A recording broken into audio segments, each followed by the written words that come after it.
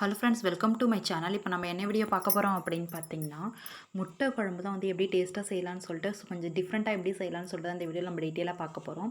இப்போ தான் நீங்கள் என்னோட சேனலை ஃபஸ்ட் டைம் பார்க்குறீங்க அப்படின்னா என்னோட சேனலை மறக்காமல் சப்ஸ்கிரைப் பண்ணிக்கோங்க.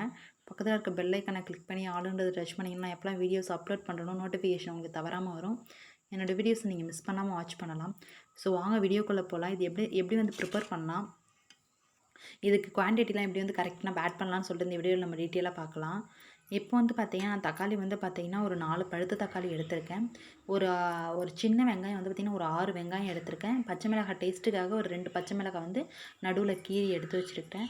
ஆயில் வந்து பார்த்திங்கன்னா நான் வந்து ஒரு எப்பயுமே நம்ம காரக்குழம்பு, தக்காளி சட்னி இந்த மாதிரி குழம்புக்குலாம் வந்து பார்த்திங்கன்னா ஆயில் கொஞ்சம் அதிகமாக தான் நான் ஆட் பண்ணிப்பேன்.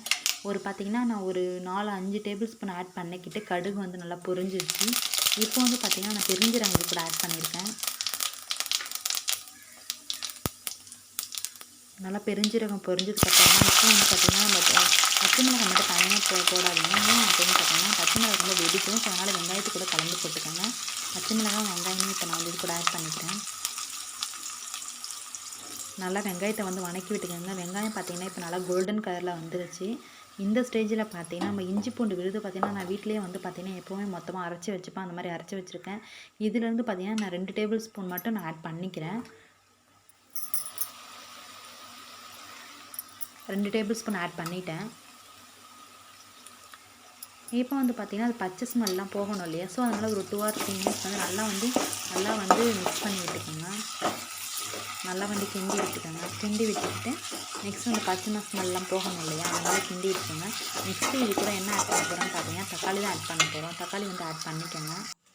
நம்ம பழுத்த தக்காளியாக வந்து கட் பண்ணி வச்சுருக்கோம். அந்த பழுத்த தக்காளி இது கூட ஆட் பண்ணிக்கோங்க.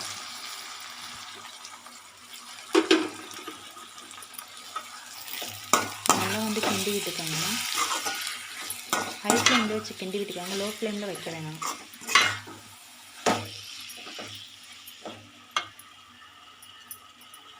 நல்லா கிண்டி விட்டுட்டு தக்காளி சீக்கிரமாக வந்து வேகணும் இல்லையா?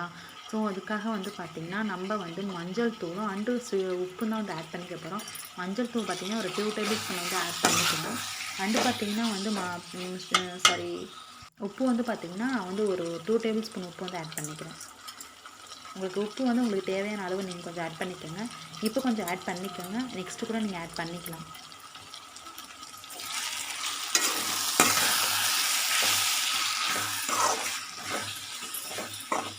இப்போ வந்து நல்லா கிண்டி விட்டுக்கோங்க. குயிக்காக நமக்கு வேலை முடிஞ்சிடும் உப்பு ஆட் பண்ணிங்கன்னா.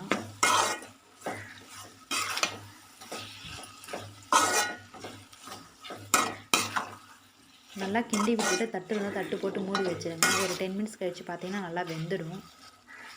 இப்போ வந்து பார்த்திங்கன்னா கிரேவி வந்து நல்லா ப்ரிப்பேர் ஆகிடுச்சு. பாருங்கள், நல்லா வந்து கிரேவி ப்ரிப்பேர் ஆகிடுச்சு.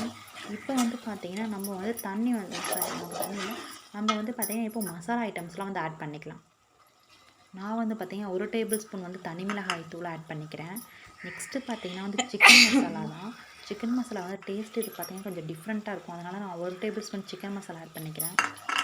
உங்கள்கிட்ட சிக்கன் மசாலா இல்லைனா கூட நீங்கள் கரம் மசாலா கூட யூஸ் பண்ணிக்கலாம். அதுவுமே டேஸ்ட்டு நல்லாயிருக்கும். நல்லா வந்து மிக்ஸ் பண்ணி விட்டுக்கோங்க. இப்போ வந்து பார்த்திங்கன்னா குழம்பு மிளகாய் தூள் வந்து பார்த்திங்கன்னா நான் ஒரு 2 டேபிள் ஸ்பூன் ஆட் பண்ணிக்கிறேன். நீங்கள் காரத்துக்கு ஏற்ற மாதிரி நீங்கள் ஆட் பண்ணிக்கோங்க. ஏன் கம்மியாக ஆட் பண்ணுறேன் அப்படின்னு பார்த்தீங்கன்னா ஒரு தனி மிளகாய் தூள் ஆட் பண்ணியிருக்கோம் இல்லையா? ஸோ அதனால் குழம்பு மிளகாய் தூள் நான் 2 டேபிள் ஸ்பூன் தான் ஆட் பண்ணிக்கிறேன்.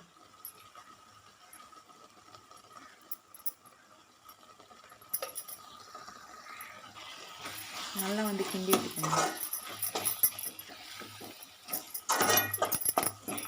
இந்த பச்சை ஸ்மெல்லாம் போகணும் இல்லையா? மசாலா இப்போ தான் ஆட் பண்ணியிருக்கோம். ஒரு 2 or 3 மினிட்ஸ் நல்லா வந்து கிண்டி விட்டுக்கோங்க. கிண்டி விட்டுட்டு இப்போ வந்து பார்த்திங்கன்னா நம்ம வந்து தண்ணி தான் ஆட் பண்ண போகிறோம். தண்ணி நீங்கள் வந்து பார்த்திங்கன்னா நான் சொல்கிற அளவு ஆட் பண்ணிங்கன்னா தான் உங்களுக்கு திக்னஸ் கிடைக்கும். இல்லை அப்படின்னா ரொம்ப தண்ணி மாதிரி ஆகிடும். நான் வந்து பார்த்திங்கன்னா இந்த டம்ளரால் பார்த்திங்கன்னா நான் 1 டம்ளர் வந்து ஆட் பண்ணிக்கிறேன். நீங்கள் வந்து ரொம்ப அதிகமாக தண்ணி ஆட் பண்ணிக்காதீங்க. எப்படி வேணும்னா கூட இன்னும் ஒரு குட்டி டம்ளரில் 1 டம்ளர் ஆட் பண்ணிக்காங்க. ஏன்னா வந்து தண்ணி வந்து இது குழம்பு வந்து கொஞ்சம் சுண்டணும் இல்லையா? ஸோ அதனால் நான் மறுபடியும் வந்து 1 டம்ளர் ஆட் பண்ணிக்கிட்டேன். இப்போ வந்து பார்த்திங்கன்னா முட்டைலாம் நான் வந்து உடச்சி ஊற்றிட்டேன். முட்டைலாம் உடச்சி ஊற்றி முட்டை வெந்துக்கிட்டு இருக்குது. ஏன்னா ஒரு கையில் கேமரா இருக்கிறதுனால முட்டை உடச்சி ஊற்றுறது உங்களுக்கு என்னால் காமிக்க முடியல. ஸோ அதனால் முட்டை பார்த்திங்கன்னா வெந்துக்கிட்டு இருக்குது. எண்ணெய்லாம் பிரிஞ்சு வந்துடுச்சு. லைட்டாக வந்து கொதிச்சதுக்கு அப்புறமா தான் நீங்கள் முட்டை உடச்சி ஊற்றணுமே. முட்டை உடைச்சி ஊற்றிட்டு பார்த்திங்கன்னா இப்போ வந்து ஒரு 10 நிமிஷம் 20 நிமிஷம் போல் ஆயிடுச்சு. முட்டை நல்லா வெந்துருச்சு. கிரேவி நல்லா சூப்பராக ப்ரிப்பேர் ஆயிடுச்சு. இதை மறக்காமல் ட்ரை பண்ணி பார்த்துட்டு இந்த வீடியோ உங்களுக்கு ரொம்ப யூஸ்ஃபுல்லாக இருந்துச்சு அப்படின்னா மறக்காமல் கமெண்ட் பண்ணுங்கள், ஷேர் பண்ணுங்கள், லைக் பண்ணுங்கள். தேங்க்யூ ஃபார் வாட்சிங். Thank you to all.